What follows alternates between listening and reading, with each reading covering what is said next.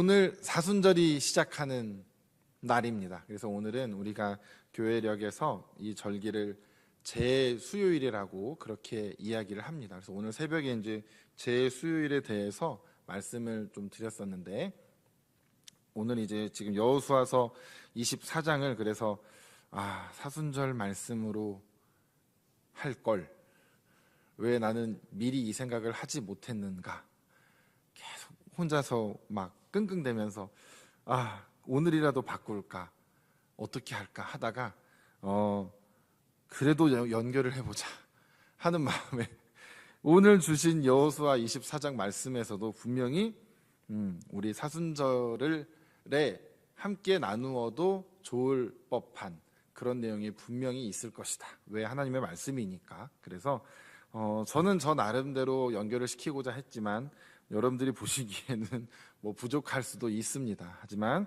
우리가 이 말씀이 오늘 우리에게 또 주는 그 교훈이 또 아주 강력한 메시지가 있기 때문에 꼭 제 수요일 사순절과는 좀 거리가 있다고 할지라도 여러분들께서 이 말씀을 오늘 좀 마음에 깊이 새기시는 그런 날이 되셨으면 좋겠습니다.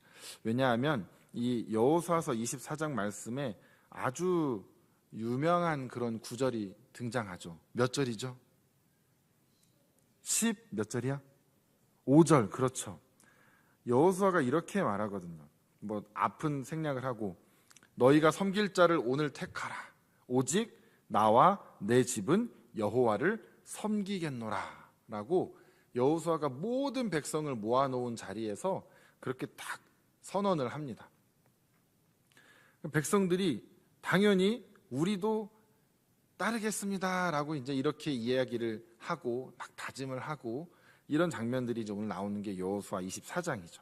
우리가 이제 조금 더 위로 이제 거슬러 올라가서 처음 1절부터 보시면 그 여호수아가 먼저 이스라엘 모든 지파를 세겜에 모았다라고 되어 있습니다. 그리고 장로들과 수령들과 재판장들과 관리들을 또 불러서 그들이 더 앞으로 이제 나와서 섰죠. 그래서 여호수아가 모든 백성에게 이제 마지막으로 말하자면 고별 설교, 유언과 같은 이제 설교를 하게 됩니다. 모세도 그랬지만 마지막 설교가 정말 중요한 메시지들을 담고 있습니다. 그래서 우리가 다른 거 몰라도 모세의 마지막 설교, 여호수아의 마지막 설교들은 찾아서 우리가 한 번씩 좀 읽어보시고, 다윗도 또 마지막 말을 남기고, 언제나 하나님을 잘 섬겼던 사람들의 마지막 설교는 늘 내용이 동일합니다. 대동소이하죠. 뭐냐? 하나님을 잘 섬겨라. 그게 항상 마지막 유언과도 같은 말이거든요. 오늘 어떻게 그럼 이야기를 전개했는지 우리가 보면 2절에 이렇게 시작을 합니다. 여호수아가 모든 백성에게 이르되 이스라엘의 하나님 여호와께서 이같이 말씀하시기를 하면서 하나님께서 행하신 일들을 쭉 이야기를 하고 있습니다. 근데 저를 잘 따라오시기 바랍니다. 어떻게 얘기하냐면, 자, 옛적에 너희들이 이제 다른 신들을 섬겼던 사람인데 아브라함 때부터 시작을 하죠. 아브라함을 이끌어내셨다. 그러니까 여기서 이제 주체가 누군지를 보는 겁니다. 주체가. 자, 3절이죠. 이끌어내어. 그 다음에 뒤에 쭉 보니까 이삭을 주었으며, 또 야곱과 에서를 주었고, 4절에 또 에서에게는 세일산을 소유로 주었고, 그런데 야곱과 그의 자손들은 애굽으로 내려갔으므로, 여기서 이제 계속 하나님이 주체셨다가 하나님이 주체가 아닌 게 하나 나오죠. 동사로만 보는 겁니다. 내려갔으므로. 근데 봤더니 하나님이 계속 이 약속의 땅에 있으라고 하셨는데, 야곱과 그 자손들은 애굽으로 지금 떠났는데 그 하나님이 가라고 하신 적 없는데 본인들이 갔습니다. 그리고 이제 하나님이 그런데도 그곳까지 하나님이 또 따라가셔가지고 백성들을 구원하시려고 5절에 내가 모세와 아론을 보내었고 재앙을 애굽에다가 내리셨고 또 너희를 인도하여 내었다. 그리고 쭉 보면은 조상들이 6절에도 나오고 막 쫓아옴으로, 동사인데 그건 하나님과 관계가 없죠. 그 애굽 사람들이 지금 쫓아오고 있는 광경이고, 그런데 하나 잘하는 게 있습니다. 7절에 너희의 조상들이 나 여호와께 부르짖기로, 잘한 게 하나 등장을 하죠. 그 다음에 이제 하나님께서 또 흑암을 두고 바다를 이끌어 그들을 덮었다. 그래서 계속해서 하나님께서 하신 일들에 대해서 계속 기록을 하고 있습니다. 또 8절에 보니까 이제 그 애굽의 위기를 벗어나서 이제 쭉 가는 과정에서 이제 요단 저쪽으로 거주하는 아모리 족속 땅으로 또 들어가게 하셨고, 갔는데 그들을 너희 손에 넘겨 주셨고, 그리고 그들을 너희 앞에서 멸절시키셨고, 그 사이에 그 땅을 점령하였고, 너희가 그 땅을 점령하였고가 나오는데, 이스라엘 백성들이 점령을 하긴 한 건데 앞뒤가 보니까 너희 손에 넘겨줬고 내가 멸절시켜 줬으니까 너희들이 점령할 수 있었다라는 거죠. 또 계속 보니까 발락이 나오고 발람이 나오고, 그런데 나는 그들을 듣지 않고 오히려 너희를 나는 축복하고 그의 손에서 건져내셨고, 또 11절 마지막에 보니까 그들을 너희의 손에 넘겨주었고, 12절에 보니까 또 너희 앞에서 쫓아내게 하셨고, 또 뒤에 나오죠. 그 12절 마지막에 너희의 칼이나 너희의 활로서 이같이 한 것이 아니며, 13절에 보니까 이제 여기가 정말 그 클라이막스가 나옵니다.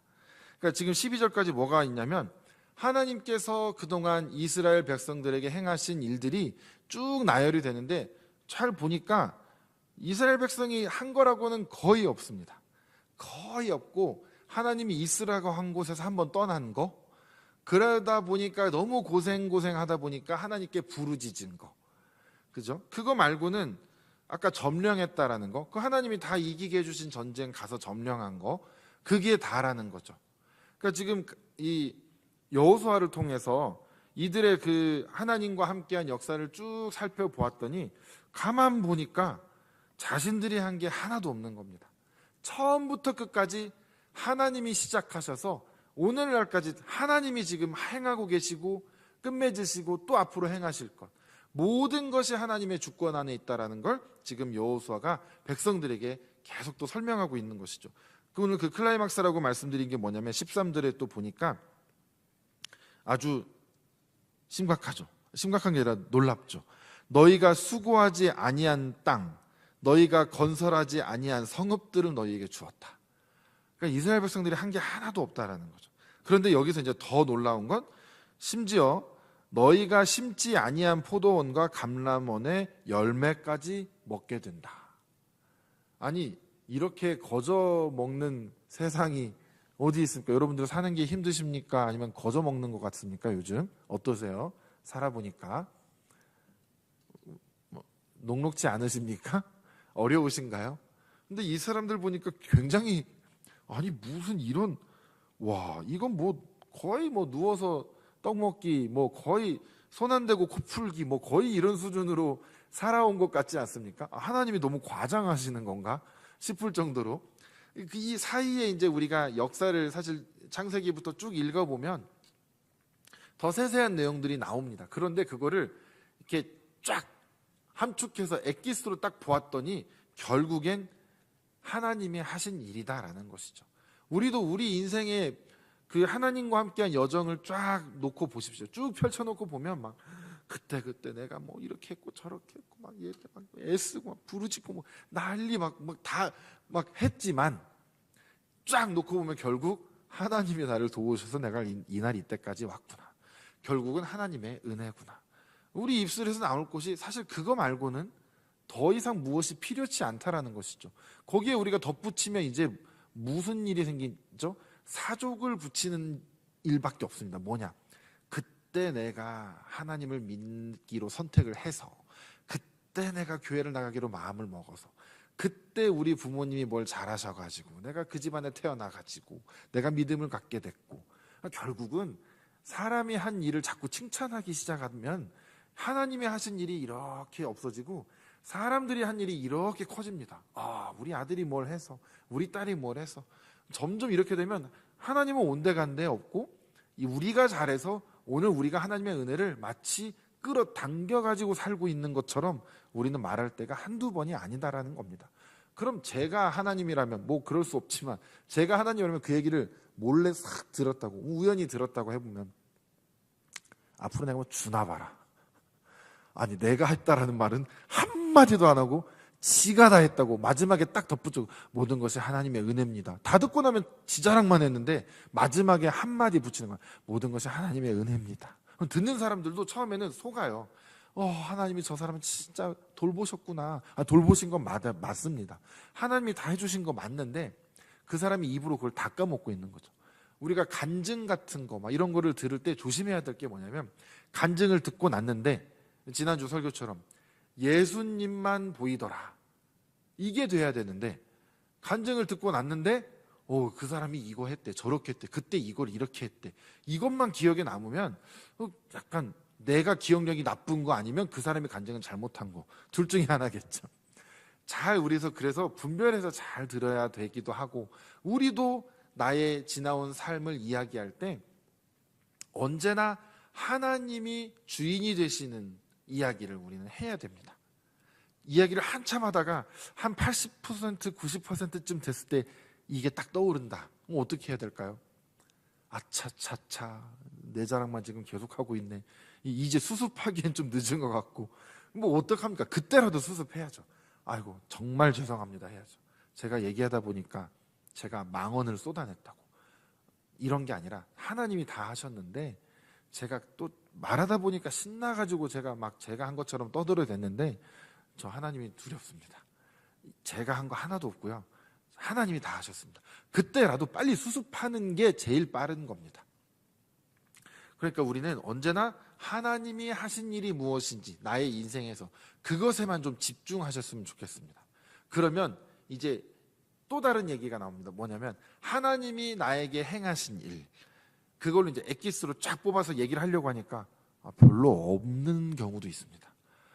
이스라엘 지금 역사를 보니까 지금 이게 약 40년, 물론 아브라함까지 가면 더 긴 세월이지만 출애굽부터 따지면 40년에서 이제 여호수아가 받아서 한 세월 플러스하면 어쨌든 100년이 넘지 않는 세월을 이야기한 건데, 우리 인생 사람마다 좀 다르겠지만 대충 한 60년 정도쯤에 내가 이야기를 한다라고 하면, 얘기를 하려고 봤더니 하나님이 하신 일을 아무리 생각해봐도 별로 떠오르지가 않으면 얼마나 비참하고 얼마나 부끄러운 우리의 신앙생활이겠습니까? 신앙생활을 60년을 계속 해왔다고 할 때죠. 그러니까 우리가 잘 생각해 봐야 합니다. 내가 하나님께서 나의 모든 삶을 주관하게끔 내가 살아가는 자인가? 아니면 말로는 그렇게 하는데 사실은 내가 하고 싶은 대로 하고 있는 거 아닌가?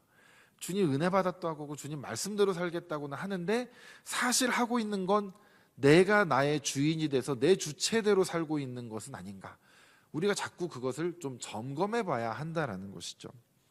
그래서 오늘 보니까 심지어는 먹을 것마저도 다 하나님께서 먹여주셨다라는 내용까지 나오는 겁니다. 이게 이스라엘 사람들이 정말 일을 하나도 안 하고 놀았기 때문에 이런 표현을 썼겠습니까? 하나님께서 우리가 아무리 심고 물을 줘도 자라게 하시는 것은 하나님이라는 그 바울의 고백처럼, 그 땅에 들어가서 아무리 경작을 하고 아무리 해봤자 햇빛이 안 비치고 물이 안 내려오면 어차피 경작물은 거둘 수가 없습니다. 그런데 하나님이 그곳에서 그것을 먹게 하셨고, 첫 해에는 아마 그 전에 살던 사람들이 문을 해놓은 걸 먹게 하셨겠지만 그런 과정들이 쭉 있다라는 것이죠. 그러니까 이제 여호수아가 이렇게 얘기를 합니다. 백성들로 하여금 이제 상기시켜 주는 거죠. 봐라, 니들이 한 게 뭐가 있냐? 하나님이 그동안 처음부터 끝까지 다 하셨는데 14절에서부터 이제 너네 그러니까 제발 다른 신들을 치워버리고 여호와만 섬기라. 너무 속상한 얘기 아닙니까? 그렇게 모세 때부터 여호수아에 이르러서 그렇게 치열하게 그 땅의 민족들과 섞이지 말고 그 땅의 우상들 섬기지 말라고 그랬는데 아직도 그 신들이 이들 사이에 있는 겁니다. 그러니까 여호수아가 또 얘기하는 거죠. 제발 좀 치워버리고 여호와만 섬겨라 얘기를 합니다. 그리고 나서 너네 만약에 여호와를 섬기는 게 너네 마음에 안 들면 가라. 근데 나는 그리고 나의 집은 오직 여호와만을 섬기겠다라고 딱 이제 선포를 하는 거죠. 그러니까 백성들이 막 이제 난리가 나죠. 우리도 다른 신을 다 버리고 여호와만 섬기겠습니다. 다른 신을 섬기지 않겠습니다. 막 거기서 막 다짐을 하죠. 근데 여호수아도 만만치가 않습니다. 뭐라고 하냐면 너네 잘 못할 거야 라고 이야기를 합니다. 너네 그거 쉽지 않아. 19절 말씀 한번 읽어볼까요? 19절입니다. 여호수아가 백성에게 이르되 너희가 여호와를 능히 섬기지 못할 것은 그는 거룩하신 하나님이시요 질투하시는 하나님이시니 너희의 잘못과 죄들을 사하지 아니하실 것입니다. 아멘. 그러니까 지금 백성들이 그렇게 얘기하지만 이 여호수아는 백성들이 어떻게 할 것인지 눈에 너무 선하게 보이는 겁니다. 지금 자기가 살아 있을 때에도 이렇게 우상을 여전히 몰래 섬기고 있고 때로는 대놓고 섬기고 있고 이런 것들을 자기가 지금도 보고 있는데 내가 죽고 나면 더 심해지겠지? 누구나 상상할 수 있는 거 아니겠습니까? 그러니까 여호수아가 이렇게 말합니다. 너네 우리가 여호와를 섬기겠습니다. 아니 너네 못할 걸? 너네 안 될 거야. 한 번 더 그렇게 얘기를 하는 겁니다. 그러면서 이게 약간의 그 언어적인 이 화법도 있습니다. 그러면서 이제 제가 고급스러운 표현이 생각이 나지 않는데 백성들을 살살 긁는 겁니다. 왜냐하면 자기들 말로 우리가 죽어도 하나님 섬길 거라고요. 이 고백이 터져 나올 때까지 여호수아가 계속 이렇게 백성들을 이렇게 지금 끌어당기고 있는 거죠. 아니야, 너네 못할 거야. 그러니까 보통 결심과 보통 결단하는 마음과 보통 다짐 가지고는 너네 할 수 없어. 이걸 한 번 더 지금 다짐을 받으려고 하는 것이죠. 그러면서 이제 백성들이 아니라고, 우리 정말 여호와를 섬기겠다고 막 또 얘기를 하죠. 그러니까 그러면은 너네 스스로가 다 증인이 되는 거다. 이제 너네 이제 물릴 수 없어. 증인이 되는 거야. 하면서 다시 율례와 법도를 다시 제정하는 그런 일들을 쭉 하게 되는 거죠. 그러면서 이제 돌도 이제 세워가지고 이 돌이 우리에게 증거가 된다. 그러니까 거기까지 여호수아는 백성들을 끌고 오는 겁니다. 처음부터 내가 얘기하면 백성들이 누구는 뭐 저래, 뭐 자기 맘대로 뭘 해, 이럴 수도 있을 텐데 여호수아가 아주 지혜롭게 지금 끌고 가는 거죠. 그래서 백성들이 우리가 섬기겠다고요, 우리 할 수 있다고요, 우리 믿어주세요, 우리 할 수 있다니까요 하니까 그래? 그럼 좋아, 계약서 써, 이렇게 되는 거죠. 그래서 지금 증인을 세우고 돌을 세우고 이제 하나님과 또 너희들과 나 사이에 이게 징표가 된다, 이렇게 얘기를 하고 있는 겁니다. 그리고 나서 백성들을 다 28절에 돌려보냈다라고 되어 있습니다. 그리고 나서 이제 여호수아가 110살이 될 때 죽게 되고, 그리고 이어서 아론의 아들 엘르아살도 이제 곧 죽게 됩니다. 그런데 보니까 31절에 이렇게 나오죠. 한번 읽어볼까요? 이스라엘이 여호수아가 사는 날 동안과 여호수아 뒤에 생존한 장로들 곧 여호와께서 이스라엘을 위하여 행하신 모든 일을 아는 자들이 사는 날 동안 여호와를 섬겼더라. 그럼 뒤에 생략된 건 그거를 아는 자들이 죽고 난 뒤에는 여호와를 떠났더라가 이어지겠죠. 여호수아 다음에 나오는 성경이 뭐죠? 창세기, 출애굽기, 민수기, 신명기, 여호수아, 사사기. 그 정말 아픈 역사가 쫙 나오는 바로 그 사사기가 이제 등장을 하죠. 사사기에 가장 많이 나오는 표현이 각자 자기 소견에 옳은 대로 행하였더라. 그게 바로 사사기잖아요. 그러니까 이 뒤는 뭐 그렇게 쭉 가게 된다라는 것이죠. 여호수아는 알았지만 그래도 마지막으로 한 번 더 당부를 하고, 자기가 떠나기 전에 한 번 더 당부를 하고 여호수아는 이제 자신의 죽음을 했겠죠. 그리고 나서 백성들은 이제 어느 정도 따라 살다가 또 불순종하다가 이렇게 쭉 가게 되는 것입니다. 이제 오늘이 바로 이제 재수요일로 우리가 이제 지키게 되는데, 그 여호수아가 오직 나와 내 집은 여호와를 섬기겠노라 하고, 그렇게 너네들로 살자 하고, 그렇게 너네들 이제 함께 결단하자, 이렇게 했습니다. 근데 섬기다라는 말이 여러 가지 의미가 있습니다. 그런데 봉사하다, 뭐 시중 들다, 뭐 순종하다, 또 예배하다, 여러 가지가 있는데, 이 오직 하나님만 섬기겠다라는 말은 철저하게 하나님만을 이제 따르겠다라는 것이고, 하나님께만 그 말씀을 듣겠다, 이런 것들을 이제 이야기하는 것이죠.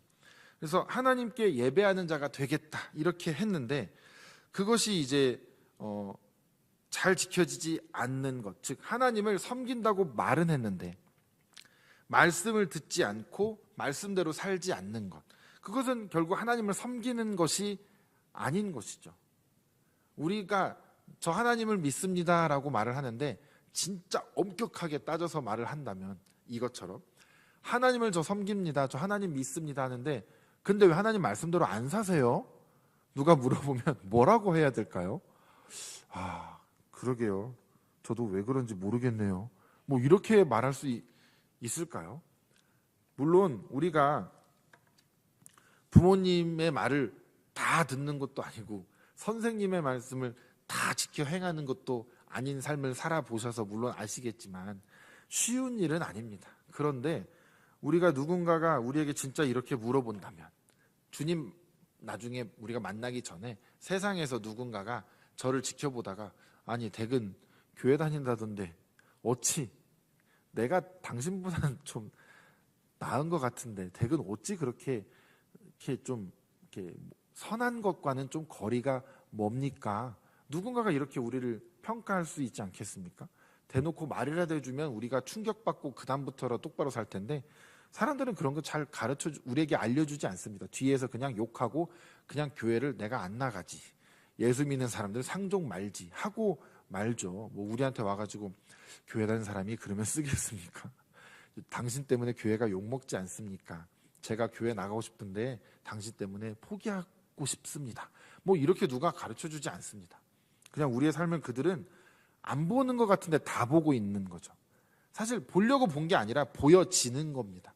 근데 어느 결정적인 순간에 그게 탁 떠오르는 거죠. 그래서 우리가 우리의 삶이 말씀대로 살기 위해 정말 부단히 노력해야 하는 겁니다. 그리고 또 이게 사람들을 보기에도 그렇지만 더 무서운 건 뭐냐면 하나님을 섬긴다고 해놓고 말씀대로 살지 않는 건 결국 하나님을 우리가 가볍게 여기고 하나님을 우롱하는 것과 다름이 없습니다. 하나님을 속이는 거죠. 그러니까 우리가 하나님을 섬긴다고 해놓고서는 말씀대로 안 사는 거 그 자체가 사실은 죄에 해당하는 것이죠.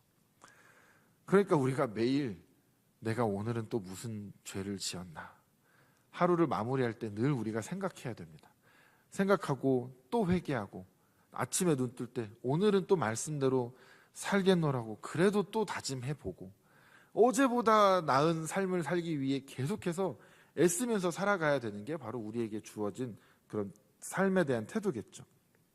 그래서 내가 하나님을 섬긴다고 우리가 그렇게 고백하고 하나님을 믿는다고 고백을 했다라면 내가 얼마나 그게 진심인지, 또 내가 얼마나 말씀을 듣고 믿고 따르고 있는지를 우리가 스스로 정직하게 진단을 해보아야 합니다.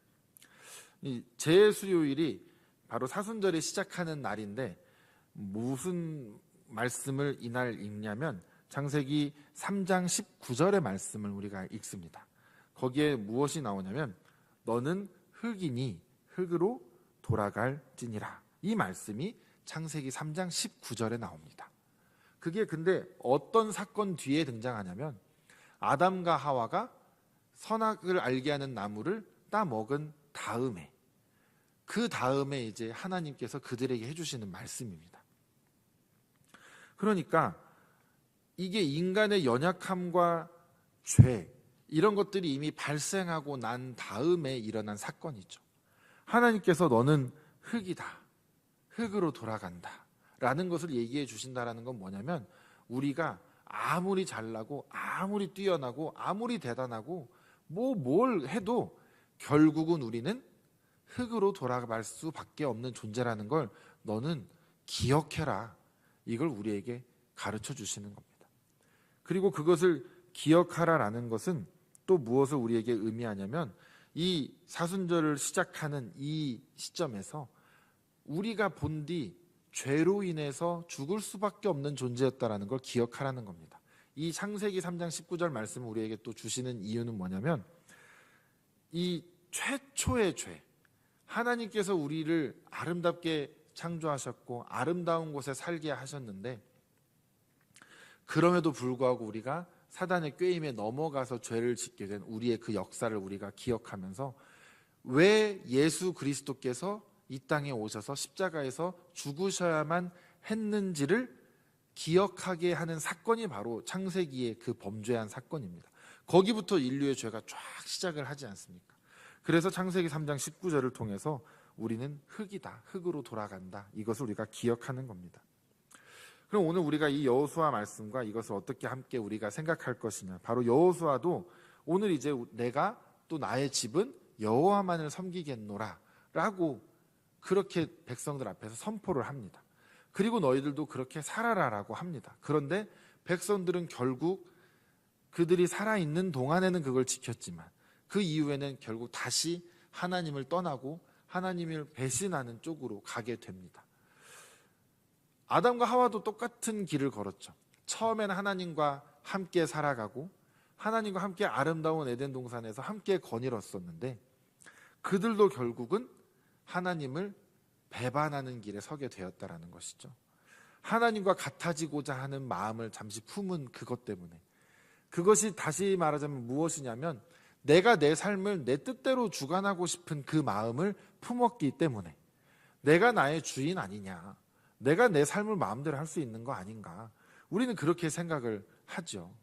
그런데 그것이 아니라 내 삶을 하나님께 완전히 내어 맡겨드려야 내 삶이 아까 여호수아서 2절부터 쭉 우리가 따라왔었던 그런 삶이 되어질 수 있다라는 겁니다.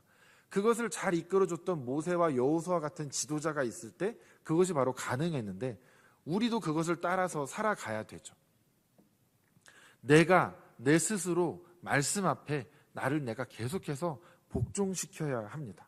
그렇게 해야만 우리가 죄의 길에서 벗어날 수가 있고, 혹 우리가 죄를 지을지라도 빨리 거기서 돌이켜서 다시 주님의 제자의 길을 우리가 걸어갈 수 있게 되는 것이죠. 여호수아가 나와 내 집은 여호와를 섬기겠노라 라고 했었던 것처럼 우리도 그렇게 제가 다시 주님을 섬기겠습니다. 제가 이전의 삶을 버리고 다시 주님을 바르게, 온전하게, 똑바로 섬기면서 살겠습니다. 우리가 그것을 또다시 고백하면서 주님께 나아가게 되는 것입니다. 그것이 단순히 감정적인 회개가 되는 것이 아니라 정말로 나의 행실이 바뀌어야 됩니다. 나의 정말 태도가 바뀌어야 되고 사람들을 대하는 나의 언행도 다 바뀌어야 됩니다. 심지어는 눈빛마저도 바뀌어야 됩니다. 눈빛마저도 바꾸라니 그냥 인간 개조를 하라는 말인데 맞습니다. 우리는 아예 개조가 되어야 됩니다. 그냥 실력 뛰어난 성형외과에 가가지고 다 뜯어 고쳤다고 생각을 하십시오. 그래서 옛날에는 이렇게 찢어진 눈으로 이렇게 흘겨보는 시선을 내가 갖고 있었다면 이제 정말 주님 뜻대로 살고 나니까 이렇게 웃는 상으로 바뀌는 것처럼, 저 사람은 맨날 실실 웃어, 저 사람은 맨날 기분이 좋은가 봐. 그러면 기분 좋은 게 맞는걸요? 왜? 주님이 나와 함께 하시니까. 근데 주님이 나와 함께 하신다라는 그 확신도 없고 그런 게 없으면 누가 건드리기만 해봐라 건드리기만 해봐라, 거의 이런 태도로 살아갈 때도 우리는 있다라는 겁니다. 혹은 누가 제발 건드리지만 않았으면 하는 태도로 또 살기도 하죠. 누가 제발 나 좀 내버려뒀으면 이러기도 하잖아요. 근데 우리가 주님과 함께 동행하면서 그 기쁨으로 살아가면 누가 힘들면 가서 도와주고 싶은 마음도 괜히 생기고, 누가 나한테 뭐라고 해도 아유 얼마나 힘들면 저런 말을 하겠어 하면서 그냥 포용하고 이해하고 받아들여주고. 근데 우리가 그렇지 않으면요, 누가 나한테 무슨 말 하면 쪼르르르 가가지고 다른 사람하고 또 앉아가지고 신나게 이야기를 하면서 누가 이랬다 누가 저랬다 이러면서 이렇게 사는 게 우리의 삶 아닙니까? 어느 것을 택하시겠습니까? 하나님을 정말 바르게 우리가 섬기면서 살겠다고, 그렇게 우리가 그것을 택하겠노라고 우리가 고백을 했으면 정말 그렇게 살기 위해서 우리는 정말 막 몸부림치면서 살아가야 합니다. 특별히 오늘 제 수요일 그 이마에 그 재를 이렇게 십자가로 그려주면서 너는 흙이니 흙으로 돌아갈지니라, 그것을 우리가 기억하면서 어차피 우리는 흙으로 돌아가야 할 존재들인데 우리가 뭘 그렇게 우리가 좀 마음 편하려고, 뭘 그렇게 좀 이기려고, 뭘 그렇게 좀 남보다 더 좀 잘 뭘 돋보이려고, 그거에 우리가 너무 연연해하지 말자는 겁니다.